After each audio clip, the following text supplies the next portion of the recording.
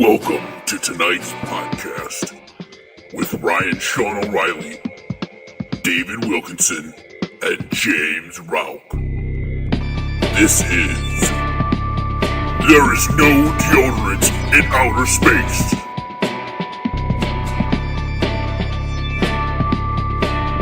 Now, let's begin.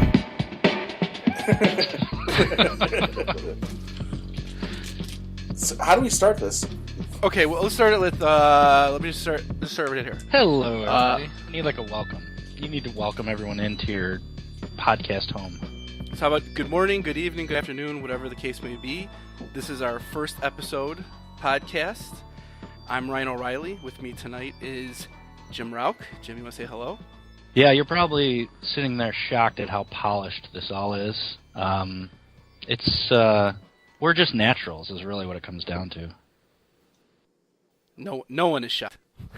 And also with us tonight is David Wilkinson. Hi, I'm Dave Wilkinson, and I'm on my best behavior. That was a prerequisite to doing I'm this. going to make that into my ringer on myself.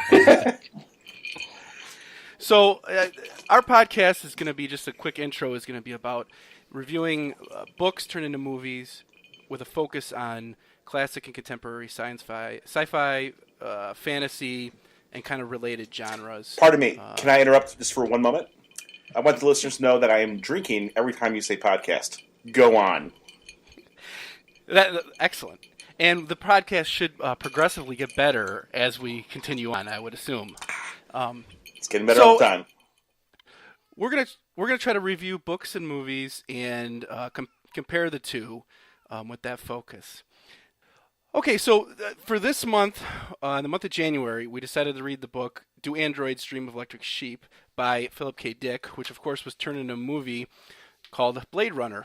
And pardon me again. I'm sorry. I think we said, but I think one of my points of being here is I'm going to try and make a distinction of what's more worth your time, the book or the movie, in addition to other things Ryan just said. Forgive me, go on. Yeah, that's a good point. I think that's one of the things we try to do tonight is compare the book and the movie and see if one's better or not, and if they're worth your time. To enter! One survives! And continuing, Blade Runner, of course, was directed by Ridley Scott. And so we'll start off tonight with the book, and then we'll get into the movie. So the book was actually written... Why, actually? Like I said, by accident, by Philip K. Dick. Why don't we just go around the horn and give like an initial impression of everyone's thoughts of the book? Just a real quick impression. Beam, what did you think of the book? Did you... Yeah. Well, I thought the book was really good. I had never heard of Philip Dick before, and I've seen the movie Blade Runner, was not that impressed by it, to be honest. The book, I think, honestly, blows the movie out of the water. It was a little weird, though. It was hard to keep track of where it was going at times, because I think the author, and I guess we'll probably get into this later, I think he was pretty much insane. But I loved it. I thought it was good. Had no idea who was a robot and who was a human half of the time. And all right, good. Let's stop there and go to Wilk. Wilk, what's your initial impression of the book and movie? I also really liked the book, but I thought it was very, very, very inconsistent. I mean, I felt like there was 3 different parts of the book, all of which kind of existed independently from each other, and all of which would have been good stories. And they were kind of mashed together. Like the first chapter or two was its own little thing. The middle of the book and the end of the book just seemed very distinctive and different. But I liked it overall. And the movie, I watched the... Should I talk about the movie right now or not? Or not? Is that... Wait, just your initial impression. It's amazing that a movie could be that bad with that many good people in it. Okay, and that's a very interesting insight. So, myself, I felt that I guess I agree with you guys. I felt the book was probably better than the movie. It's got these really interesting themes of kind of what does it mean to be human, and I think the author really kind of flips you on your head a few times as you kind of try to understand this character and what his purpose is, and as the character tries to understand his point. And I also felt the movie was good. I mean, it's considered a classic, obviously. Well, I don't know. It is not. Well, there's like 7 different versions of it, which is interesting. But I guess I thought the movie is worth seeing, but I did feel that the book was a lot better, and the things that they changed for the movie, I think, were good stuff that they should have left in. And well, that I disagree with you. I mean, first of all, the book, the androids or replicas are just giant wimps. There's no fight in them hardly. It's like, you're here to get me. I guess I'm gonna die. I mean, well, let me pause you real quick before we get into the book. Why don't we just go through the talk about the author for just a minute? It was written by Philip K. Dick. You know what his middle name is? Kindred. Kindred. Oh, Kindred. It was his mom's middle name. It's very interesting. Oh. Well, Beam, why don't you give us a short background on Philip K. Dick? So he was an American novelist. He published 44 novels, wrote 121 short stories, blah, blah, blah. You can read all about that on Wikipedia. I think he had a twin sister. He was born in Chicago, which is kind of cool, I guess. The thing that kind of stuck out to me about this guy is he is totally insane.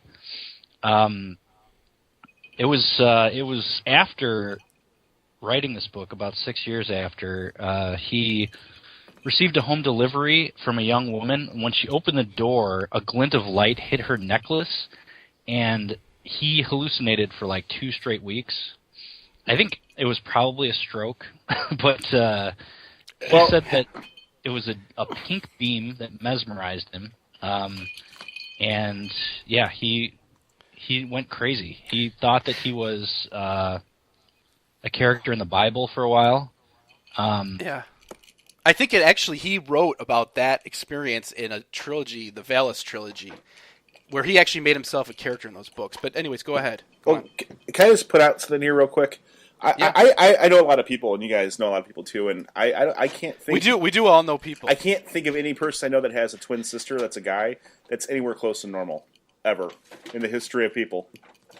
I mean, they're always a little bit off, guys. You know what? That's true. And I never thought about that. I feel that the guys that have twin sisters, they don't want to leave the house. They feel like all they need right there, and it gets a little bit weird. I mean, for whatever reason, I'm not saying there's stuff going on. I'm just saying, guys with twin sisters are not the kind of guys you want to hang out with ever. But his twin died at birth, right? You know, not at birth, but she died 53 years before he did, and they were buried together, like in the same. There's something going on there. There's something weird. Elvis Presley also really? had that going on. He had a twin that never survived. Good. Yeah. Huh. That incident you're talking about, I believe as a part of that incident, Jim, he also received a communication that his son was in danger. Did you read about that? And he went and warned the doctors, and his son actually had a hernia, some type of a hernia.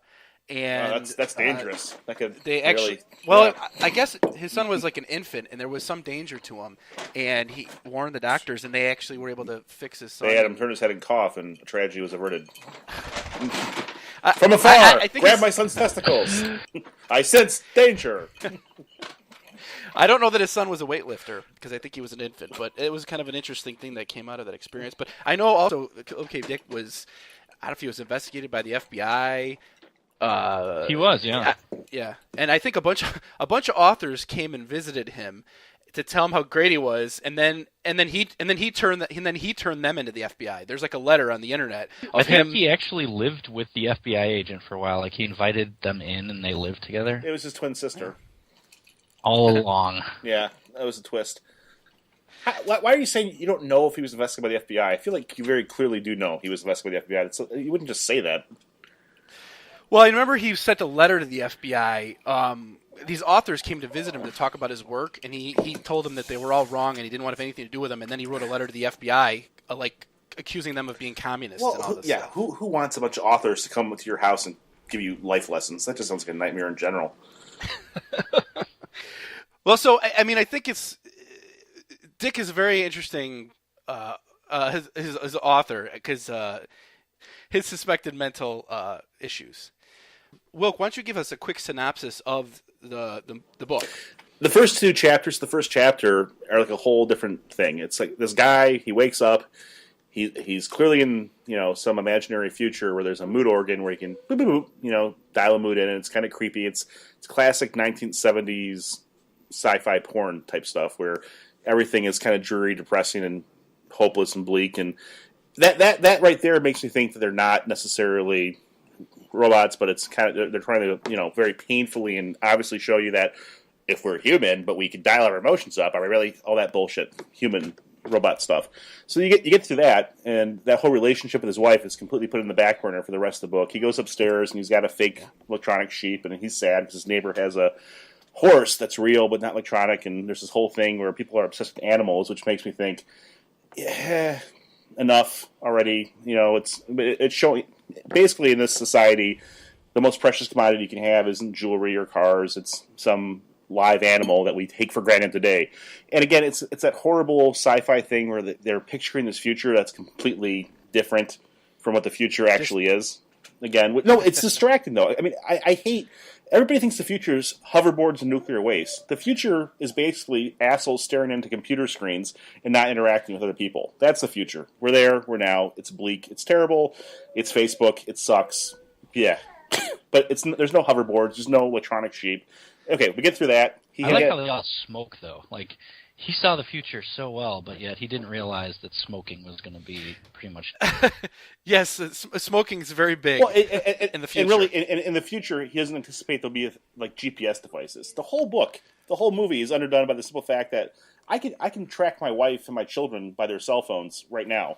So basically, his job, he's a police officer or some nonsense, and he's got to track down and kill androids that are, having a bad day or something like that. And in order to prove someone's an android, you have to do this very elaborate test, that takes like 40 or 50 questions to test their empathy, which again is just one of the dumbest premises ever. I'm thinking maybe a metal detector, again, GPS device, check for a serial number. I mean, no, let's... Well, they did indicate in the book that they could do a bone marrow check, but that it was illegal. So I got the impression that they needed a warrant to do this more thorough bone marrow check, and so that's why they had the psychological test for they didn't need a warrant. They do the bone marrow test post-mortem, so I don't think they're worried about warrants. That's after they're dead. It's like, yeah, did you kill a human or an android? Yeah, well, let's do a bone marrow test. I mean... Another point to make on that, though, is I think that the androids are made up of actual genetic material. They're not just metal. They're biological, but they can only live for 4 years. Right. I don't Silly. know. Figure if you just wait a couple years, they'll be dead anyways. And they have fake memories. Yeah. But they're treated as machines. I mean, they're manufactured. They're not grown. That's the impression that I got from the corporation. I mean, they're engineered. I mean, so at some point, I mean, you can track anything. It just seems like the whole idea that you have to like look at the iris of their eyes and ask them some provocative questions. It's a very dangerous job. Where at some point the person's gonna go, this guy's looking at my eyes. I'm gonna bash him over the head with a pan and get out of here. But instead they're just like, you got me, shoot me. I'm dead. Yeah. Well, I think that does happen to the first android. Right. I think it does attack him. Mm-hmm. In the movie and the book, and then the book ends, with him killing a bunch of people in a kind of a lackluster way, and then he goes and climbs a mountain with some religious guy, which is just nonsense as well. But it's well written. It's like the end of the book that it's like this silly nonsense religion where everybody's get stones thrown at them or something. So I don't know. I think he had like different ideas at different points in time and just kind of threw them together, and he had a good history of being published, so the book got put out there. But I don't know.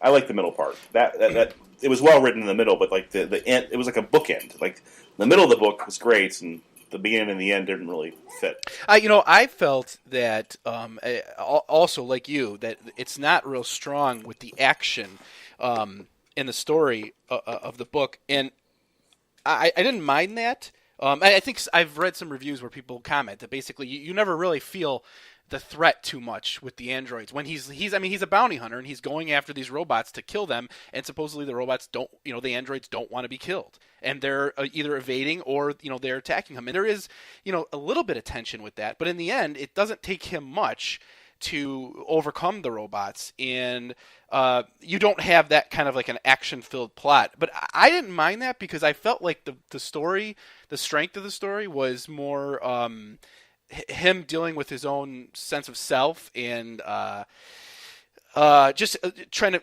like, the question of what it means to be human or not.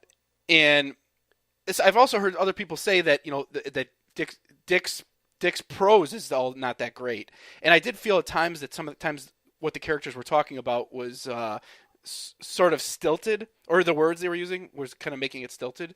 But I felt that because this was not a dense book, and I think his writing is not very dense, it's a very quick read.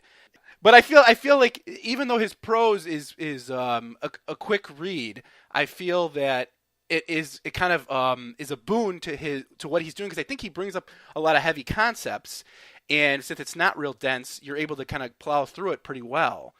So I mean, that's kind of yeah. Go ahead. Really, the only thing that motivated this guy at all in the book was his quest to get more animals, which. To me, it wasn't empathy that made him want to get the animals. It was he didn't want to take care of them. He wanted it for a status symbol, more than anything else. Yeah, I think that's a good point. That's a very good point. And then there's he has sex with a replica android, whatever the thing is, and that's I don't know. Adultery kind of rubs me the wrong way. I don't like guys that commit adultery. Just kind of like, who are you to do this? Yeah. So. Yeah. And the main character just seemed like a jackass, kind of like an asshole. And at the end, the androids being kind of assholes too. They're tearing apart a spider or something, and it just. I know, in front of the poor schizoid guy. Yeah. Is nice. He was the only likable person. The guy that was like a chicken brain that they called him or something. He is really the only likable character for me in the entire book. I kind of felt. Yeah. bad Well, for I him. think he had some mental issues, and who doesn't? Well, I think that scene with the spider is probably necessary. Because otherwise, you feel a little empathy to the androids, because it's kind of like, well, why are they going after the androids? Because I mean, it's implied that the androids had to kill people to get back to Earth, but we never actually see that. No, and frankly, this is where the movie succeeded and the book didn't. The androids in the movie made more sense to me. They came back to see their father, who actually was called Fucker in the original movie, but they edited the father in the director's cut. Like, I need more life. Fucker was what the guy said, but then they changed it. I need more life. Father, and you get the whole concept of like where these people get to meet their maker. Literally, the whole concept of like, we're alive. We can't talk to God and ask him what's going on. They can. They go and meet their maker, and it's very unsatisfying. Hence the eye gouging and death and mayhem that follows. But let's not get too much into the movie yet. Let's. Why not? What do you want to get into? Well, I thought you brought up an interesting point with the animals, and I wanted to know, like, Beam, what did you feel like about the role of the animals in the book? That was my favorite part of the book, to be honest, is just the whole concept of, having these fake animals that you're trying to lie to everybody are real, and there's all this envy going on about, it's almost like, I think Philip Dick being crazy and schizophrenic and probably had multiple personalities, I think that the way he viewed the world probably was kind of along those lines. Like when he looked at the things that people valued in the people around him, what he saw was sort of meaningless, and it's almost like he's trying to recreate that, I think, through those animals. Because, I mean, to us, obviously, it makes no sense that anyone would care about a stupid robot chicken or something. But, to people in this world, it has a lot of value. And I know from reading, I guess, a little bit about his biography and some of the quotes that he had, he seemed to be obsessed with this concept of, everyone has a different set of values, therefore their own reality is almost independent of everything else around them. So it's not so much one reality, but millions of realities. No. And who's to say that the schizophrenic's reality isn't valid? I'll say that. It's not valid. There is one reality. There's not a bunch of realities. Anyone that tells you that is literally trying to sell you something or is batshit crazy. There is only one reality. That's why there you go. Yeah, reality is whatever you want it. No, reality is not whatever you want it. Burger King can make it however you want it. Reality is reality. That's why we call it reality. Reality is what we all have to deal with. We all are in reality. This whole, there's multiple realities. My chakra is glowing. No, fuck you. There's one reality. You just don't like it, so you're making shit up to make your pathetic little life better. You're fucking nuts. There's one reality. deal with it. This Well, Andrew I Agassi, reality, perception's everything. No, it's not. Water's wet, fire's hot, real is real, fake is fake. Fuck you. I think that is one of the main points of the book is what is real, and I think you guys are basically hitting on that. That is the question, and is everything? And I think it really gets into that in that scene with the second police station, where Deckard gets picked up by these cops. And they don't know who he is. And he works for the cops. And he comes to the realization there's a second police station operating simultaneously with him. And I think that was actually a great part of that book. It was. Yeah. It was. I really just, what the hell is going on here? See, and that would have been great to work in the movie, too, because that really was a mind-screwing kind of thing. Yeah, it was. Because I'm still not convinced part of him being crazy might have come into that, too, because I still can't articulate how that actually happened. Like, was it replicas running a police station, or was it not? That's the confusing part. Yeah, I mean, I got the impression that he gets picked up by police, and they're all androids, and he doesn't realize it at first. And it turns out that the androids, it's sort of like an underground network where they're looking out for each other, and they have false memory. So then, and that's another thing that goes right to your point, Jim. Is Dick is constantly hitting us over the head with what is real. Because the androids don't even know. Some of them don't even know if they are androids, and the androids also they start to act more human. I mean, they supposedly the whole point of this is that you do this psychological test and you can tell an android from a human by the fact that they don't feel empathy. However, in the end, and I this is sort of a spoiler for people that are listening. No one's listening. In the end. We could be safe it was to say written that 50 years ago. I think we're good. But one of the most powerful scenes I really liked is the fact that we talked about the animals, and to me the animals it's not like he really has a lot of respect for animals. The animals are just like getting a new flat screen TV. It's just pure commercialism. And so Deckard just feels like he's going to get happy if he just can get a little bit more money and he can buy a real animal and then he'll be happy. And then he finally gets more money by retiring a few of these androids. He gets a real life goat. And it's at home, and he ends up having a little bit too much sympathy for one of the androids, Rachel, and it ends up backfiring because when he starts going after her friends, she goes back to his house and throws his goat off the top of his building and kills it. And to me, that's a very human response, not an android response. After she has sex with him too. After she has sex with him. And to me, that was a great scene, and I almost think Dick could have ended the book right there.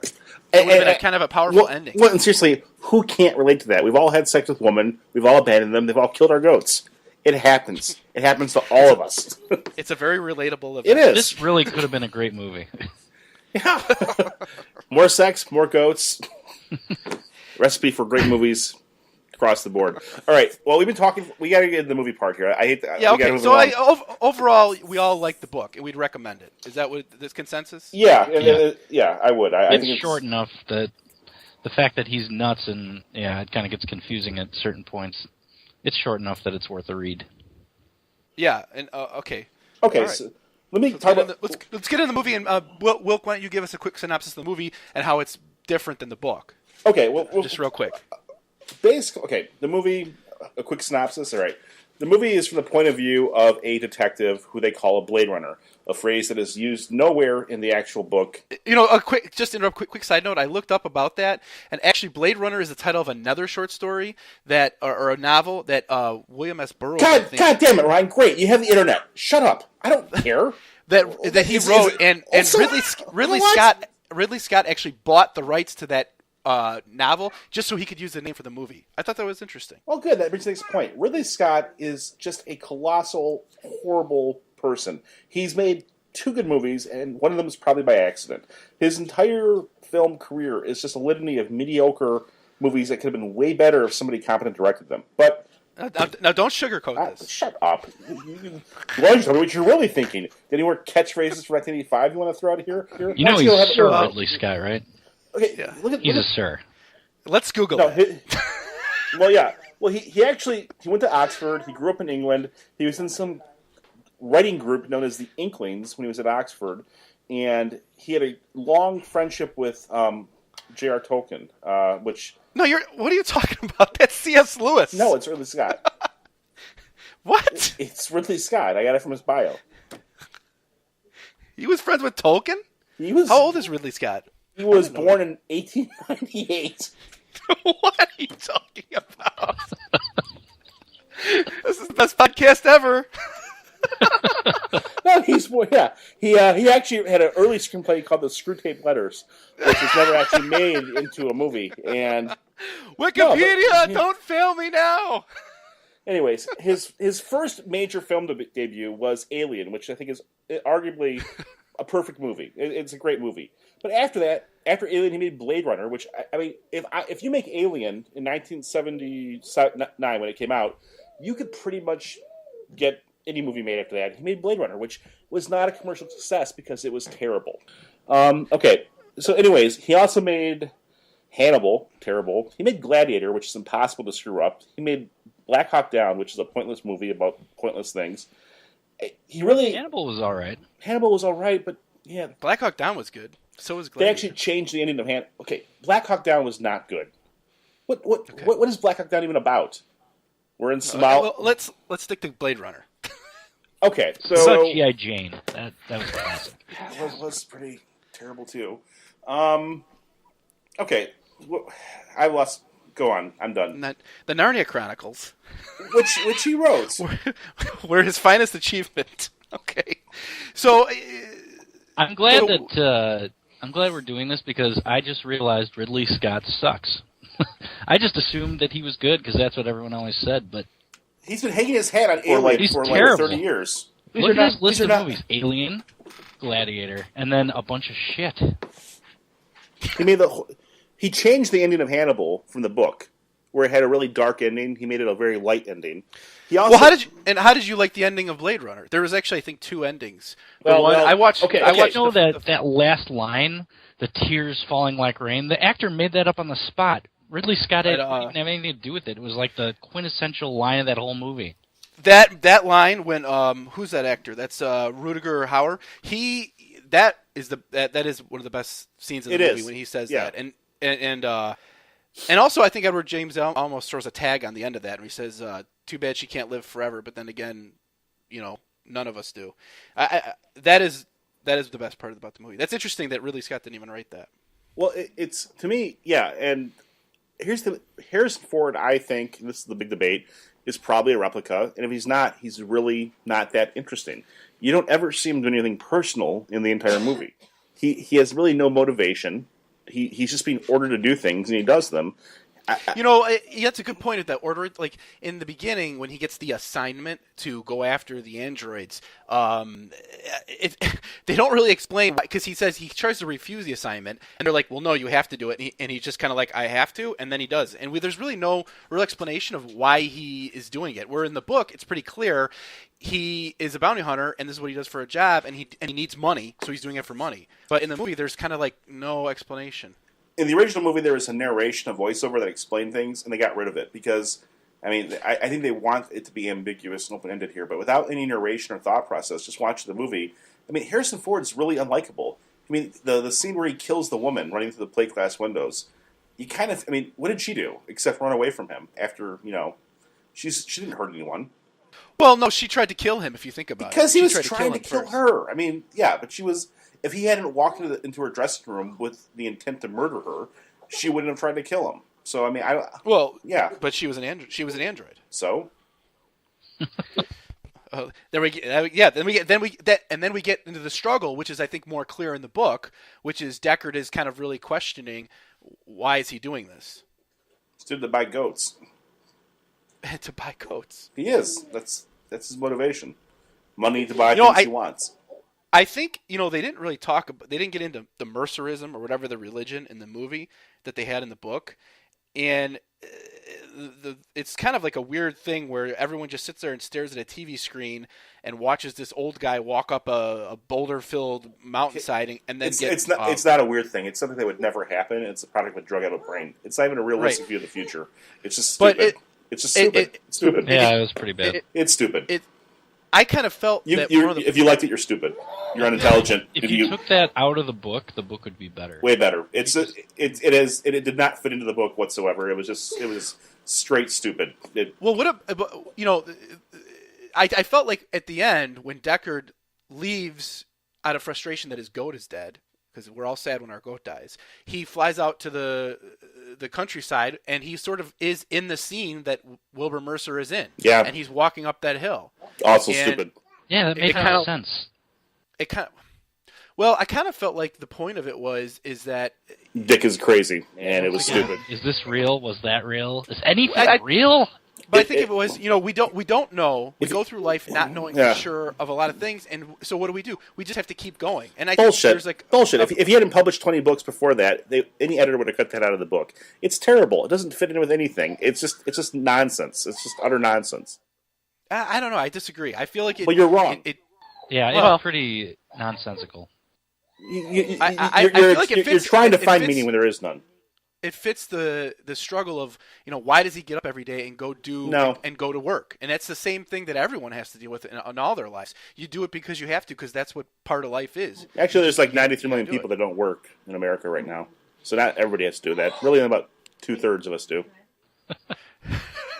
Except for those people. So you guys didn't like that, and of course that's cut out of the movie completely. No one liked that. You didn't like that. You just didn't understand that, and you can't say you didn't understand it and it was bad. You're trying to find some way to suck off Philip K. Dick here and make it seem like he's a genius when it really was a bad part of the book.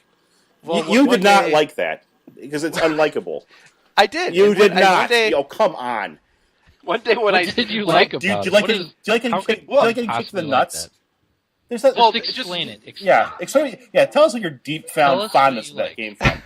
Just for the reason that I just told you. I feel like you feel like people work every day and they can relate to this. Shut up. Okay, well, you didn't like that part. No one liked that part. It's also cut out of the movie. So, but another thing that's cut out of the movie is that second police scene, which I thought was a big mistake for them to cut that out, because like we talked about, you should write a letter. To them. That's really a good scene. Dear Ridley Scott, big mistake. Love, Ryan O'Reilly.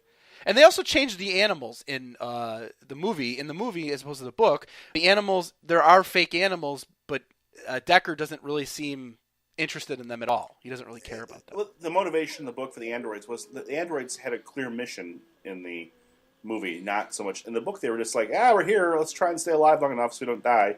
Oops, we're going to die. The end. I mean, they were more focused in the movie. In the movie, they were looking for their creator and trying to find ways to extend their life, which they're not doing at all in the book. Bean, what did you think about that aspect? I think that was a little stronger in the movie, like Wilk points out. Yeah, it sounds like it was. I don't know. I was interrupted while watching the movie and missed large portions of it. So, and to be honest, it's so bad. Like John Williams could have saved that movie for me, I think. But yes, that weird electronic '80s organ that they play one note at a time is so horrible. You should go to IMDb. It's Tangerine Dream. They're involved in 50 movies. They did Risky Business and everything in between. They were big in the 70s and 80s, and they actually have albums out and people follow them on tour. I can't stand them. Actually, the music is by some Greek guy named Vangelis. Tangerine Dream. That's who he's part of? Tangerine Dream did the music, I believe, for the movie. Well, I agree with Jim that that was sort of distracting. And I mean, I guess they're doing electronic music to keep with the theme of the robot, but it really was kind of distracting. Well, it was, back in '83, it was probably very futuristic at the time and sort of in vogue. But, I mean, looking back, it's amazing how a movie set in the future versus a book set in the future, a movie, you just can't do it because the special effects are terrible. The music is terrible. It really is interesting just how... I like the special effects, honestly. I also like the special effects. I didn't think that the special effects were terrible. And actually... In '83 they were amazing, but I mean, watching it now, it's just I disagree. I think it kind of holds up.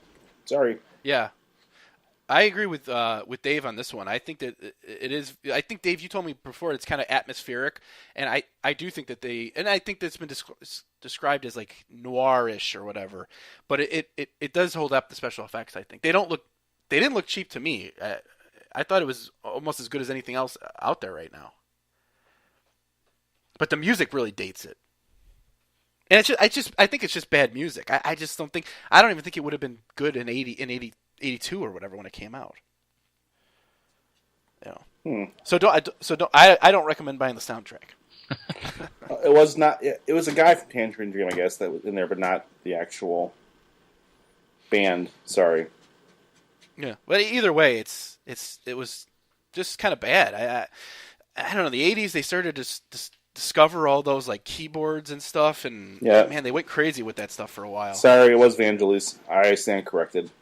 Yeah, but you know, so the German synthesizers that they use. What are they? They only play like one note at a time. The way that they're programmed, I forget what they're called. Is there anything else that Jim, you liked more about the movie than you did about the book? Harrison Ford is dreamy. I like that. I like that guy. But he's not in the book, clearly. Yes, I was not a fan of the movie, and like I said, I was distracted while watching it quite regularly and missed large chunks of it and sort of gave up. I do not like Edward James Olmos. I don't like anything he's in. I can't even watch Battlestar Galactica because he's in it. It's just, I don't know. Although he's not a big part in this movie. Yeah, but just enough to be offsetting. I mean, he's like the Jake Gyllenhaal of that generation. I think I can't stand Jake Gyllenhaal either. Just anything he's in, I won't watch. I feel like there's a lot of scenes where they're showing Harrison Ford and he's kind of just grimacing or something like that. And I feel like those were the scenes they probably had narration over. And since they took it out, it was just kind of like I didn't understand the point of it. It was just showing his face, looking around. But I mean, it's a lot of big name actors. I mean, you got Harrison Ford, Rutger Hauer, Sean Young, Edward James Olmos, and Daryl Hannah, of course. I really hate that movie. It is not good. I got up like really early to watch it this morning, and there's a lot of things I could have done, and it really just kind of put me in a bad mood for the rest of the day. And you know, they also took out the sympathetic guy in the movie, the schizoid guy. Instead, they had a guy that was sympathetic, but he wasn't a schizoid. He was like a sort of a mad genius that could help them in their quest to extend their lives. He played the same role, though. I mean, same kind of thing. Yeah. He lived in the abandoned apartment building, that kind of stuff. But, all right, so overall, guys, we got about 2 more minutes left here before we all have to go. The book I'd recommend with reservations. The movie, yeah. People tell you it's a classic. They probably haven't seen it. If they really think it's boring. It's very boring. I mean, people that really like this movie should probably not be friends with. They're stupid, or they're posers, or they're stupid posers. It's no one likes this movie. People own it, but they don't like it. Okay, Jim, what about you? What was the question? Your final thoughts on the book and movie. Final thoughts. The book was kind of confusing at different points, but you can tell that he was half genius and half crazy. I think that a lot of his personality came out in it, maybe a little bit too much, and I don't think it's specifically well written, but I think a good editor could have made it a lot better, like Wilk was saying. Movie, I was bored out of my mind. I just was not entertained. Movies are a different form of entertainment. You know, you need good music, you need good acting, you need explosions and cool things happening, and nothing freaking happens in that movie, ever. Do you think that more happens in the book than the movie? More, yes. Much more. Yeah. And I'll say I would definitely recommend the book. I think it's, although I do understand that the prose can sometimes not be at the top level, but I think that it all works, and it's a quick read, and it's very interesting, and you do get kind of your head turned upside down a few times that really make the book kind of hold your interest throughout. So I would recommend the book wholeheartedly. The movie, I was excited to see the movie because there's so much hype around it. I think I seen it years ago.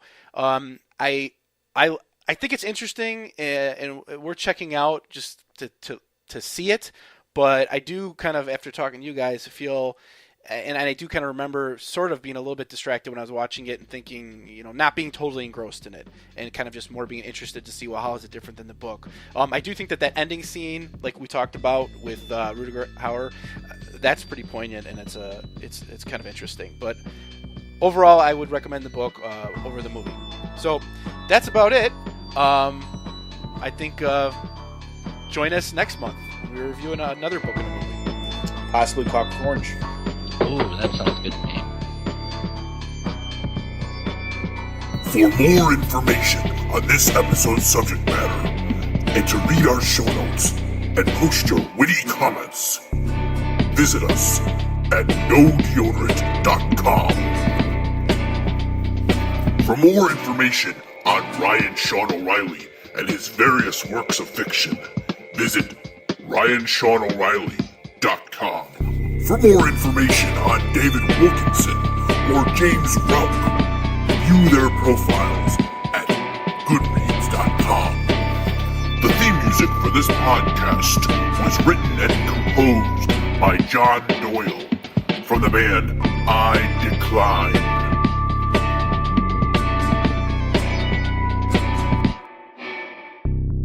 Thank you for listening to our podcast. We hope you've learned a lot. Oh, and always remember one thing. There is no deodorant in outer space.